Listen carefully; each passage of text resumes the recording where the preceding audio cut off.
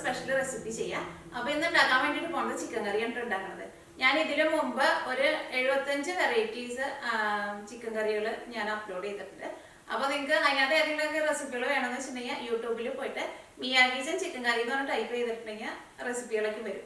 അല്ലെങ്കിൽ മിയ കിച്ചൻ്റെ ഹോം പേജിൽ പോയിട്ട് ഞാൻ അവിടെ പ്ലേലിസ്റ്റ് തിരിച്ചിട്ടുണ്ട് ചിക്കൻ കറിയുടെ തന്നെ. അതിനകത്ത് പോയിട്ടുണ്ടെങ്കിലും ആ റെസിപ്പികളൊക്കെ കിട്ടും. അപ്പോൾ ഇന്ന് ഉണ്ടാക്കാൻ വേണ്ടിയിട്ട് പോണത് ചിക്കൻ കറിയിലേക്ക് തേങ്ങയൊക്കെ ഒതുക്കി ചേർത്തിട്ടാണ് ഈ കറി റെഡിയാക്കാൻ വേണ്ടിയിട്ട് പോണത്. ഈ കറിയുടെ ഗ്രേവിയൊക്കെ അത്യാവശ്യം നല്ല തിക്കായിട്ടിരിക്കും. ഈ കറി ചോറിൻ്റെ കൂടെ, ചപ്പാത്തിൻ്റെ കൂടെ, അപ്പത്തിൻ്റെ കൂടെ, ബ്രെഡിൻ്റെ കൂടെ, എന്തിൻ്റെ കൂടെ കഴിക്കാനാണെങ്കിലും നല്ല ടേസ്റ്റ് ആയിരിക്കും. ഈസ്റ്ററൊക്കെ ആകുമ്പോൾ നമ്മൾ അപ്പമൊക്കെ ഉണ്ടാക്കില്ലേ, അപ്പത്തിൻ്റെ കൂടെ കഴിക്കാൻ വേണ്ടിയിട്ട് നല്ല ടേസ്റ്റ് ഉള്ള ഒരു കറിയാണത്. അപ്പോൾ നമുക്ക് നോക്കാം ഇതന്നെ റെഡിയാക്കാന്ന്. ഇത് റെഡിയാക്കാൻ വേണ്ട സാധനങ്ങൾ എന്തൊക്കെയാണെന്ന് നോക്കാം. ഞാനിവിടെ 1 കിലോ ചിക്കൻ എടുത്തിട്ടുണ്ട്. ഈ ചിക്കൻ്റെ പീസുകൾ കുറച്ച് ചെറിയ പീസായിട്ട് കട്ട് ചെയ്തിട്ട് എടുക്കണം. അപ്പോൾ ഞാനിവിടെ ചിക്കൻ്റെ ഈ ലെഗ് പീസ് മാത്രം കേട്ടോ വലുതാക്കിയിട്ട് ഇട്ടേക്കുന്നത്. ബാക്കിയുള്ളതൊക്കെയും ചെറുതായിട്ട് കട്ട് ചെയ്തിട്ട് എടുത്തിട്ടുണ്ട്. അപ്പോൾ ഇതാണ്ട് നീക്കി വയ്ക്കാം. പിന്നെ ഇതിലേക്ക് തേങ്ങ വേണം. തേങ്ങ ഞാനിവിടെ ഒരു തേങ്ങയുടെ പകുതിയാണ് എടുത്തേക്കുന്നത്. ഈ തേങ്ങ എന്ത് ചെയ്യണമെന്ന് വെച്ചിട്ടുണ്ടെങ്കിൽ ഇതിലേക്ക് നമ്മൾ 2 ഗ്ലാസ് വെള്ളം ചേർത്തിട്ട് ഒന്ന് കറക്കിയിട്ട് എടുക്കണം. ഇതിൽ നിന്ന് നമ്മൾ തേങ്ങാപ്പാൽ സെപ്പറേറ്റ് ആയിട്ട് പിഴിഞ്ഞ് പാല് മാത്രമാക്കിയിട്ട് എടുക്കില്ല. ആ 2 ഗ്ലാസ് വെള്ളത്തിൽ തേങ്ങ ഇട്ടിട്ട് ഒന്ന് കറക്കിയിട്ട് എടുക്കും. അപ്പോൾ തേങ്ങയും വെള്ളവും കൂടിയിട്ട് ഒന്ന് ചേർന്ന് വരുമല്ലോ. ഈ തേങ്ങ നന്നായിട്ട് അരിഞ്ഞ് പോരുത്, അത് പ്രത്യേകം ശ്രദ്ധിക്കുക. നമ്മൾ അവിയിലേക്ക് വെക്കുമ്പോൾ തേങ്ങ ഒതുക്കിയിട്ട് ചേർക്കില്ലേ, അതേപോലെ. പക്ഷേ ഇത് 2 ഗ്ലാസ് വെള്ളത്തിലാണ് തേങ്ങ ഒതുക്കിയിട്ട് എടുക്കുന്നത്. അങ്ങനെ എടുക്കണം. അപ്പോൾ നല്ല പേസ്റ്റ് പോലെ അരച്ചിട്ട് എടുക്കരുത്. മിക്സിയിലിട്ടിട്ട് ചെറിയ സ്പീഡിൽ ഒരു 2 പ്രാവശ്യം ഒന്ന് നിർത്തിയിട്ട് ഒന്ന് കറക്കിയാൽ മതി. അത്രയ്ക്ക് മാത്രം കറക്കിയിട്ട് എടുക്കാൻ പാടുള്ളൂ കേട്ടോ. അപ്പോൾ ഇത് നീക്കി വയ്ക്കാം.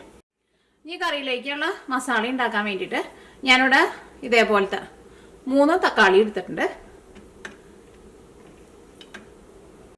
പിന്നെ വേണ്ടത് പച്ചമുളകാണ്. പച്ചമുളക് എന്നാലും നിങ്ങളുടെ എരിവിനനുസരിച്ചിട്ട് എടുക്കുക. ഞാനിപ്പോൾ ഇവിടെ ചെറിയ ടൈപ്പ് പച്ചമുളക്, ഇതിനകത്ത് ചെറുതും വലുതൊക്കെ ഉണ്ട്. ഇതെല്ലാം കൂടിയിട്ട് ഒരു 7 പച്ചമുളകാണ് എടുത്തേക്കുന്നത്. പച്ചമുളകിനുള്ള കറക്റ്റായിട്ട് അളവില്ല കേട്ടോ. നിങ്ങൾ സ്ഥിരം ഉപയോഗിക്കണ പച്ചമുളകിൻ്റെ എരിവ് നിങ്ങൾക്ക് അറിയാമല്ലോ. അപ്പോൾ അതനുസരിച്ചിട്ട് പച്ചമുളക് ചേർക്കുക. പിന്നെ കറിയിലേക്ക് നമ്മൾ സവോള കുറച്ച് കൂടുതൽ ചേർക്കും. ഞാനിവിടെ 2 മീഡിയം സവാള എടുത്തിട്ടുണ്ട്. അത് ഞാനിവിടെ ഇതേപോലെ ചെറുതായിട്ടാണ് കട്ട് ചെയ്തിട്ട് എടുത്തേക്കുന്നത്. പിന്നെ ഇതിലേക്ക് ജിഞ്ചർ ഗാർലിക് പേസ്റ്റ് വേണം. അത് ഞാനിവിടെ മിക്സിയുടെ ചെറിയ ജാറിലിട്ടിട്ട് കറക്കി വെച്ചിട്ടുണ്ട്. ഇത് വെള്ളം ചേർത്തിട്ട് അരക്കരുത് കേട്ടോ. ഇഞ്ചിയും വെളുത്തുള്ളിയും കൂടിയിട്ട് മിക്സിയിലിട്ടിട്ട് ഇതേപോലെ ഒന്ന് കറക്കിയിട്ട് എടുത്താൽ മതി. ഇതൊരു 2 ടേബിൾ സ്പൂൺ വേണം. ഇതിലേക്ക് ഞാൻ പെരിഞ്ജീരകം ചേർക്കുന്നുണ്ട്. പെരിഞ്ജീരകം 1 ടേബിൾ സ്പൂൺ എടുത്തിട്ട് ഞാൻ ഒന്ന് പതുക്കെ ചൂടാക്കിയിട്ട്, അല്ലെങ്കിൽ ചൂടാക്കിയില്ലെങ്കിലും കുഴപ്പമില്ല, ഒന്ന് എന്താ പറയുക, ഒന്ന് ചതച്ച പോലെയാണ് എടുത്തേക്കുന്നത്. പൊടിയായിട്ടല്ല എടുത്തേക്കുന്നത്. നമ്മൾ ഉള്ളിയൊക്കെ ചതയ്ക്കാൻ എടുക്കണ കല്ലുണ്ടല്ലോ, അതും വെച്ചിട്ട് ഒന്ന് ചതച്ചിട്ട് ചേർക്കുക. പിന്നെ ഇതിലേക്ക് ഗരം മസാലയും ചേർക്കുന്നുണ്ട്. അത് നമ്മുടെ ടേസ്റ്റിനനുസരിച്ചിട്ട് ചേർക്കുക. അല്ലെങ്കിൽ ഗരം മസാല ഞാൻ കറിയിലേക്ക് ചേർക്കുന്ന സമയത്ത് എന്തോരം ചേർക്കണമെന്നുള്ളത് പറയാം. ഈ കറിയിലേക്ക് മസാലപ്പൊടികളായിട്ട് മഞ്ഞൾപ്പൊടിയും വേണം, മല്ലിപ്പൊടിയും വേണം, മുളക് പൊടിയും വേണം. പിന്നെ ഗരം മസാല നേരത്തെ പറഞ്ഞല്ലോ. അപ്പോൾ ഈ 4 മസാലപ്പൊടികളും ഞാൻ ആ കറിയിലേക്ക് ചേർക്കുമ്പോൾ പറയാം. അപ്പോൾ ഇത്രയ്ക്ക് സാധനങ്ങളാണ് ഇതിലേക്ക് നമുക്ക് വേണ്ടത്. അപ്പോൾ ഈ കറിയുടെ ഒരു പ്രത്യേകത എന്താണെന്ന് വെച്ചിട്ടുണ്ടെങ്കിൽ ഈ കറിയിലേക്ക് നമ്മൾ തേങ്ങ അതേപോലെ 2 ഗ്ലാസ് വെള്ളത്തിൽ ഒന്ന് ഒതുക്കിയിട്ട് ചേർക്കും. അപ്പോൾ ആ ചിക്കൻ കറിയുടെ കൂടെ അങ്ങോട്ട് കിടന്നിട്ട് വെന്ത് വന്നു കഴിയുമ്പോൾ ആ തേങ്ങ ഒരു പീര പോലെ ഇങ്ങനെ കിടക്കും. പിന്നെ ആ തേങ്ങയുടെ ഉള്ളിൽ നിന്ന് വെളിച്ചെണ്ണയ്ക്ക് നന്നായിട്ട് ഇങ്ങനെ തെളിഞ്ഞ് വരികയും ചെയ്യും. അപ്പോൾ കറിക്ക് നല്ല ടേസ്റ്റ് ആയിരിക്കും. അപ്പോൾ ഇനി നമുക്ക് കറി റെഡിയാക്കാം. നമുക്ക് ഈ തേങ്ങ അവിടെ ഒതുക്കി വയ്ക്കുക. അതിന് വേണ്ടിയിട്ട് മിക്സിയുടെ ജാർ എടുക്കുക. ഇപ്പോൾ മിക്സി ഇല്ലാത്തവരാണെന്ന് വെച്ചിട്ടുണ്ടെങ്കിൽ ഈ തേങ്ങയിൽ ഫസ്റ്റ് കുറച്ച് വെള്ളം ഒഴിച്ചിട്ട് നന്നായിട്ട് കൈ കൊണ്ടൊന്ന് തിരുമ്മുക. അത് കഴിഞ്ഞിട്ട് ബാക്കിയുള്ള വെള്ളം കൂടിയിട്ട് ചേർത്തിട്ട് നന്നായിട്ട് തിരുമ്മിയിട്ട് കറിയിലേക്ക് ചേർത്താലും കുഴപ്പമില്ല.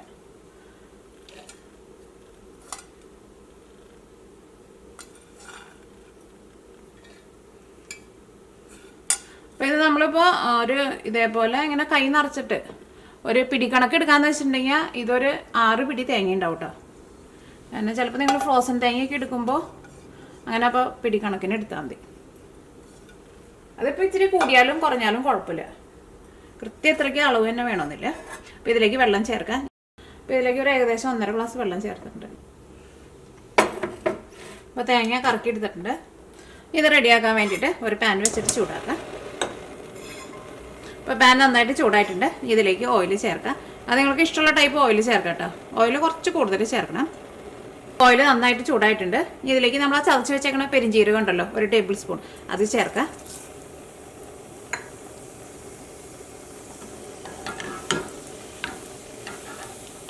ഈ പെരുംജീരകം ഞാൻ അത് കിടന്നിട്ട് നന്നായിട്ട് മുരിയണം, കരിഞ്ഞു പോരുത് കേട്ടോ. ഇത് ചെറിയ ജീരകത്തിൻ്റെ പോലെയല്ല, ഇത് മുരിയാൻ വേണ്ടിയിട്ട് ചെറിയ ജീരകത്തിനേക്കാളും കുറച്ച് സമയം കൂടുതലെടുക്കും. അതുകൊണ്ട് മുരിഞ്ഞ് വരണം, അപ്പോൾ അതിൻ്റെ നല്ലൊരു ടേസ്റ്റ് ഉണ്ടാവും. അപ്പോൾ നന്നായിട്ട് മുരിഞ്ഞിട്ടുണ്ട്. ഇതിലേക്ക് സവോള ചേർക്കാം, പിന്നെ പച്ചമുളക്, കറിവേപ്പില, പിന്നെ ഇഞ്ചിയും വെളുത്തുള്ളിയും നമ്മൾ മിക്സിയിലിട്ടിട്ട് കറക്കി വെച്ചിട്ടുണ്ടല്ലോ അതും ചേർക്കണം.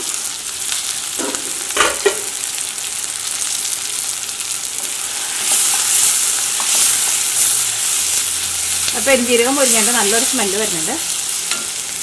ഇതിലേക്ക് ഇഞ്ചി വെളുത്തുള്ളിയും നമ്മൾ കറക്കി വെച്ചിട്ടില്ലേ ഇത് ചേർക്കാം. ഇതൊരു 2 ടേബിൾ സ്പൂൺ ചേർക്കാം.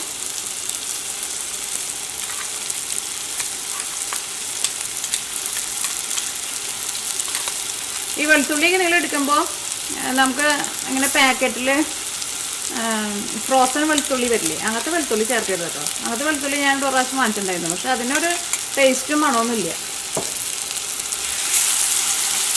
ഇതെല്ലാവരും നന്നായിട്ടൊന്ന് വളർന്നു വരണം. അപ്പോൾ സവോളയ്ക്ക് നന്നായിട്ട് വളർന്നിട്ടുണ്ട്, നല്ല സോഫ്റ്റായിട്ട് വന്നിട്ടുണ്ട്. ഇതേപോലെ ഇങ്ങനെ നല്ല സോഫ്റ്റായിട്ട് വരണം കേട്ടോ. ഇനി ഇതിലേക്ക് മസാലപ്പൊടികൾ ചേർക്കാം. അപ്പോൾ ഫസ്റ്റ് ഇതിലേക്ക് മഞ്ഞൾപ്പൊടി ചേർക്കാം. മഞ്ഞൾപ്പൊടി ഞാൻ ഇതിലേക്ക് 3/4 ടേബിൾ സ്പൂണാണ് ചേർക്കുന്നത്.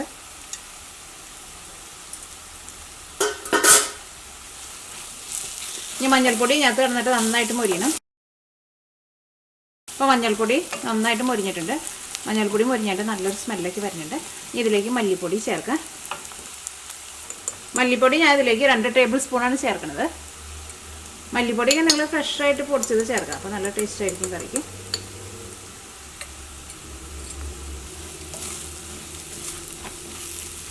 ഈ മസാലപ്പൊടികളൊക്കെ കിടന്നിട്ട് മുരിയാൻ ആവശ്യത്തിനുള്ള ഓയിൽ ഇതിനകത്ത് ഉണ്ടാവണം കേട്ടോ, അല്ലെങ്കിൽ മസാലപ്പൊടികളൊക്കെ കൊണ്ട് കരിഞ്ഞു പോകും.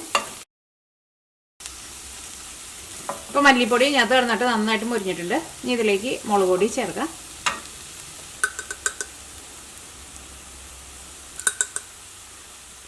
മുളക് പൊടി ഞാൻ ഇതിലേക്ക് 2 ടേബിൾ സ്പൂണാണ് ചേർക്കുന്നത്. അല്ലെങ്കിൽ മുളക് പൊടി നിങ്ങളുടെ എരിവിനനുസരിച്ചിട്ട് ചേർക്കാം.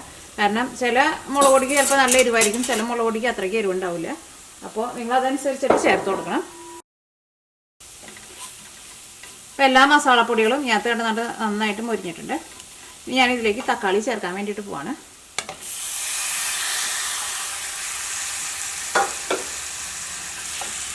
ഇതിലേക്ക് ആവശ്യത്തിന് ഉപ്പ് ചേർക്കാം.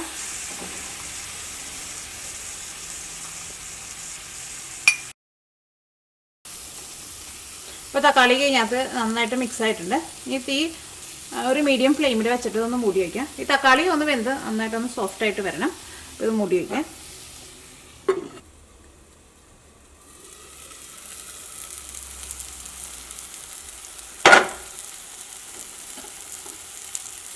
അപ്പോൾ ഞാനത് തക്കാളിയൊക്കെ വെന്ത് നല്ല സോഫ്റ്റായിട്ട് വന്നിട്ടുണ്ട്. ഞാൻ ഫസ്റ്റ് മരത്തിൻ്റെ സ്പൂൺ വെച്ചിട്ടാണല്ലോ ഇളക്കിയത്. അത് വെച്ചിട്ട് ഇളക്കുമ്പോൾ സൈഡിൽ നിന്നൊക്കെ ശരിക്കും വിട്ടു വരില്ല.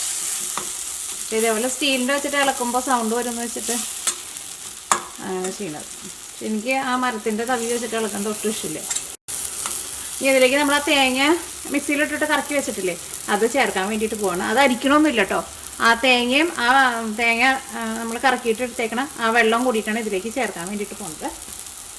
അതാട്ടോ ഈ കറിയുടെ ടേസ്റ്റ്. ഇനിയത്തെ വെള്ളമൊക്കെ കൊണ്ട് വെറ്റിയിട്ട് തേങ്ങയൊക്കെ ഉണ്ടല്ലോ, തേങ്ങയൊക്കെ നമ്മുടെ ചിക്കൻ്റെ കൂടെ കിടന്നിട്ട് നന്നായിട്ടുണ്ട് മുരിഞ്ഞ് വരും. പിന്നെ ഇപ്പോൾ ഈ തേങ്ങാപ്പാലിൽ അത്യാവശ്യം വെളിച്ചെണ്ണയൊക്കെ ഉണ്ടാവുമല്ലോ, അതൊക്കെ ആണ്ട് തെളിഞ്ഞ് വരും. അപ്പോൾ കറിയുടെ ലാസ്റ്റൊക്കെ ആകുമ്പോൾ നല്ല ടേസ്റ്റ് ആയിരിക്കും കറി കഴിക്കാൻ വേണ്ടിയിട്ട്. ഈ കറി തിളയ്ക്കാൻ വേണ്ടിയിട്ട് മൂടി വയ്ക്കാം. ഇപ്പോൾ കറി നന്നായിട്ട് തിളച്ചിട്ടുണ്ട്. ഇനി ഇതിലേക്ക് ചിക്കൻ ചേർക്കാൻ വേണ്ടിയിട്ട് പോവാണ്.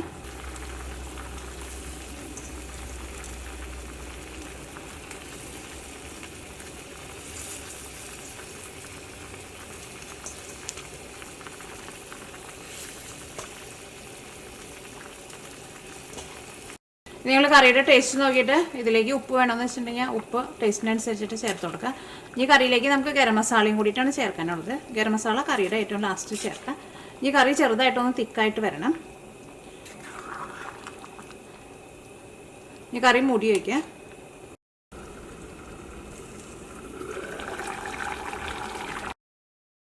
ഇപ്പോൾ കറിയുടെ ഗ്രേവി ചെറുതായിട്ടൊന്ന് തിക്കായി തുടങ്ങിയിട്ടുണ്ട്. ഇന്നും കൂടി ഒന്ന് തിക്കായിട്ട് വരണം.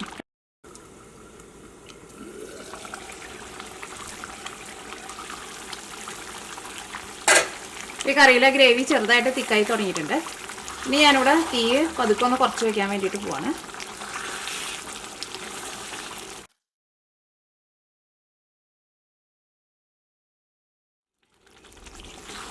ഈ കറിയിലെ ഗ്രേവിയൊക്കെ ചെറുതായിട്ടൊന്ന് തിക്കായി വന്നു തുടങ്ങിയിട്ടുണ്ട്.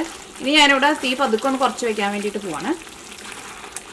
ഈ കറിയിലെ ഓയിലൊക്കെ നന്നായിട്ടൊന്ന് തെളിഞ്ഞ് വരണം. ഈ കറിയിലേക്ക് നമുക്ക് ഗരം മസാല ചേർക്കാം. ഗരം മസാല ഞാനിപ്പോൾ 1 ടേബിൾ സ്പൂണാണ് ചേർക്കുന്നത്. അത് കഴിഞ്ഞിട്ട് മിക്സ് ചെയ്ത് കഴിഞ്ഞിട്ട് പിന്നെ ടേസ്റ്റ് നോക്കിയിട്ട് പിന്നെ വേണമെന്ന് വെച്ചിട്ടുണ്ടെങ്കിൽ നിങ്ങൾ അതനുസരിച്ചിട്ട് ചേർത്താൽ മതി.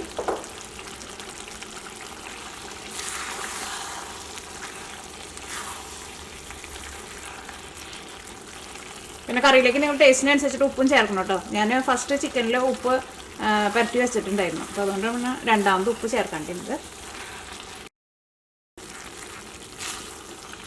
ഈ തേങ്ങയൊക്കെ ഒന്നും കൂടി ഒന്ന് നന്നായിട്ടൊന്ന് ഇരുന്ന് നല്ല ഡ്രൈ ഒക്കെ ആയിട്ട് ഇതിനകത്തുനിന്ന് ഓയിലൊക്കെ ഒന്ന് തെളിഞ്ഞ് വരണം. അപ്പോൾ അതിന് വേണ്ടിയിട്ട് തീ ഒരുപാട് കൂട്ടി വയ്ക്കരുത്. ഇതിന് ടേസ്റ്റ് നോക്കാം, കറിയുടെ ടേസ്റ്റ് നോക്കാം.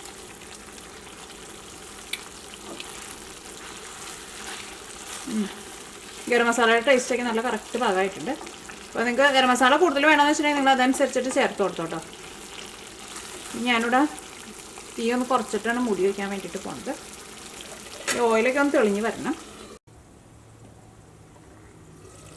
ഇപ്പോൾ ഈ കറിയിലെ ഓയിലൊക്കെ നന്നായിട്ട് തെളിഞ്ഞ് വന്നിട്ടുണ്ട്. ഈ കറിയിലേക്ക് ഞാനിവിടെ കുറച്ച് മല്ലിയിലയും കൂടിയും ചേർക്കുന്നുണ്ട്. ഇതേപോലെ ഇങ്ങനെ ഓയിൽ നന്നായിട്ട് തെളിഞ്ഞ് വരണം. ഞാൻ 2 മിനിറ്റ് കൂടി കറി ഒന്ന് മൂടി വയ്ക്കാം. ഇപ്പോൾ കറിയിലെ എണ്ണയ്ക്ക് നന്നായിട്ട് തെളിഞ്ഞ് വന്നിട്ടില്ലേ, ഇതേപോലെ എണ്ണയ്ക്ക് നന്നായിട്ട് തെളിഞ്ഞ് വരണം. അപ്പോഴായിരിക്കും നമ്മുടെ ആ തേങ്ങയൊക്കെ നന്നായിട്ട് ഇങ്ങനെ വെന്ത് ആ തേങ്ങയുടെ ഉള്ളിൽ നിന്നും ചെറുതായിട്ട് ഇങ്ങനെ വെളിച്ചെണ്ണയ്ക്ക് ഇങ്ങനെ വരുമല്ലോ. അപ്പോഴായിരിക്കും കറിക്ക് നല്ല ടേസ്റ്റ് ഉണ്ടാവുക. അപ്പോൾ നിങ്ങളെല്ലാവരും ട്രൈ ചെയ്ത് നോക്കാം. ഈസ്റ്ററിൻ്റെ ഒരു സ്പെഷ്യൽ റെസിപ്പി ആയിട്ടത്.